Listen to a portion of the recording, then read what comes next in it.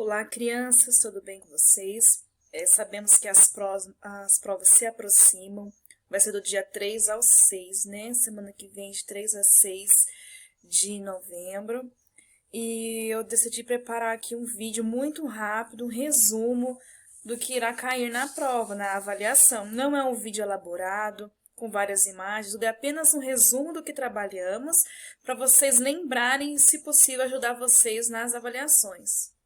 E nesse vídeo eu não vou enfatizar história, ciência e geografia, tá bom?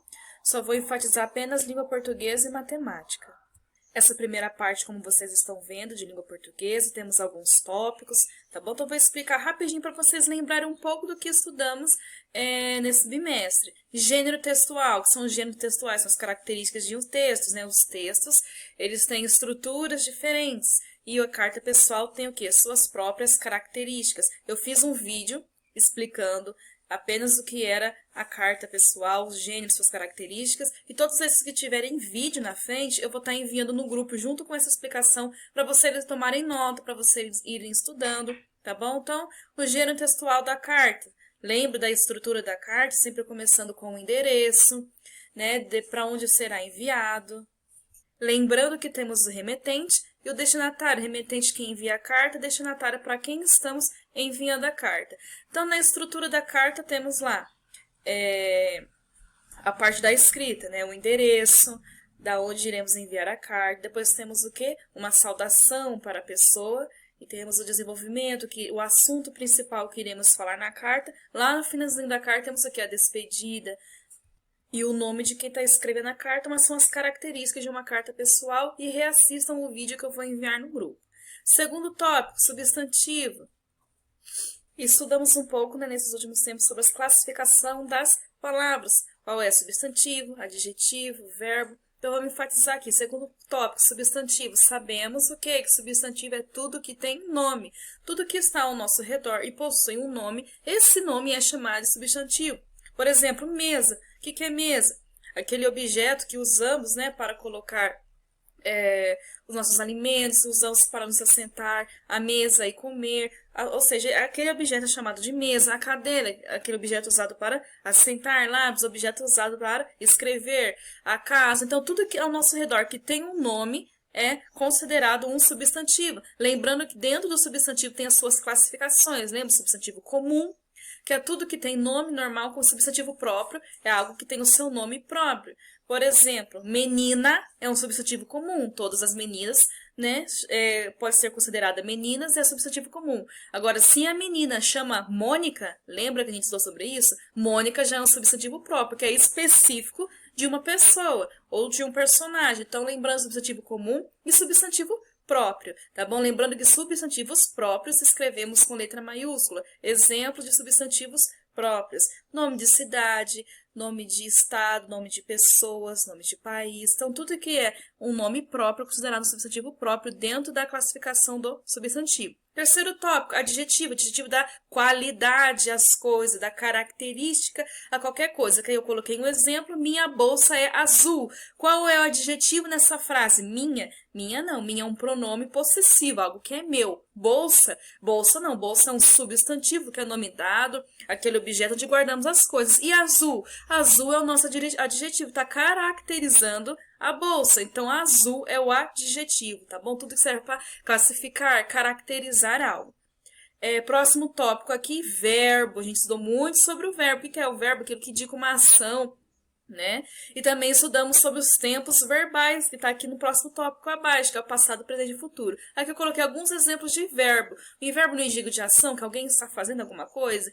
Então, eu coloquei aqui correr, alguém está correndo, brincar, quando alguém está brincando, andar, quando alguém está andando, ó, pular, falar, sorrir. Então, todas essas atitudes indicam que alguém está fazendo algo. E esses verbos sempre, tá bom? Sempre haverá o que? Os tempos verbais, passado, presente e futuro. Por exemplo, mesa. Mesa não é um verbo, porque não indica uma ação. Ah, a pessoa está mesa hoje. Não tem como, não faz sentido. E mesa não tem como colocar. Ontem é o mesa, hoje é o mesa, amanhã é o mesa. Por isso que mesa não é um verbo, não dá para conjugar, não dá para colocar nos tempos verbais, que é passado, presente e futuro. Mas as palavras que são verbos dá. Por exemplo, correr. Ontem eu corri, hoje eu corro, amanhã eu correrei. Então, os verbos são ações e dá para conjugar no passado, que já aconteceu, o presente, que é o agora, e o futuro, que ainda vai acontecer. Próximo tópico, linguagem, né? Tem a linguagem falada, a linguagem escrita. E aqui eu coloquei um resumão, linguagem formal e informal, para vocês lembrarem que é uma linguagem formal, que traz formalidade, que respeita o padrão da língua portuguesa.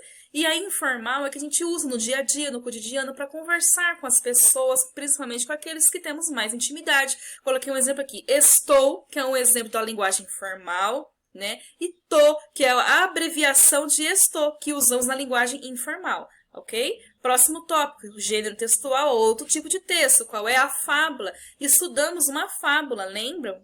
E aqui está entre parênteses vídeo, porque eu fiz um vídeo separado explicando o que é uma fábula. E eu vou enviar, após esse vídeo, eu vou enviar para vocês também um vídeo da fábula. Tem as suas características, geralmente são animais que falam, que conversam, ele tem atitudes humanas. E as fábulas sempre trazem o quê? Uma moral, ou seja, um ensinamento para nós leitores.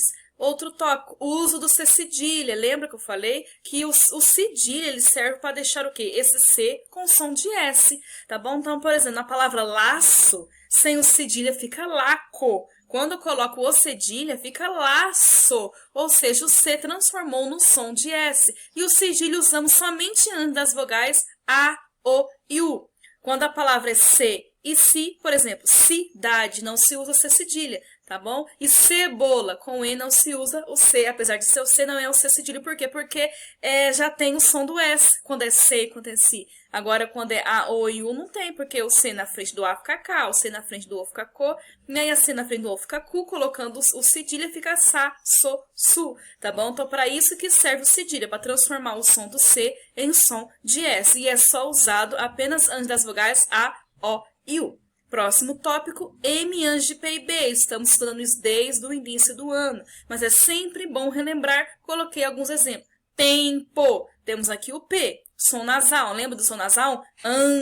Ans, com M ou com N, os sons nasais. Temos que escrever corretamente. Ó. Antes do P, ó, tempo. Nesse som nasal, em se escreve com M, por quê? Antes do P e do B vem um M. Outro exemplo aqui com B, ó, bom, bom, som nasal, bom. Temos aqui um B, antes de P e B, M. E no final dos sons nasais, ó, bom, bom, também usamos no final das palavras com sons nasais a letra M, tá bom? Não esqueçam disso.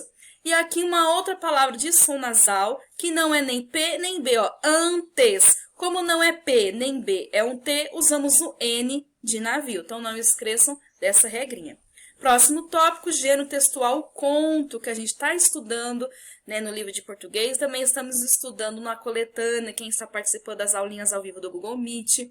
O conto e as suas características. Quais são as características de um conto? É uma narrativa, né? Tem a narrativa, quem é o narrativa? O narrador, aquele que conta a história. Há personagens também. E a sua estrutura, tem o desenvolvimento, né? Primeiro tem a introdução, que conta quem são os personagens, como eles são, onde é a história.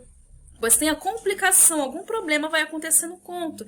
Depois tem o clímax, que é um momento de suspense, se eles vão tentar resolver ou não, se eles vão conseguir resolver ou não o problema.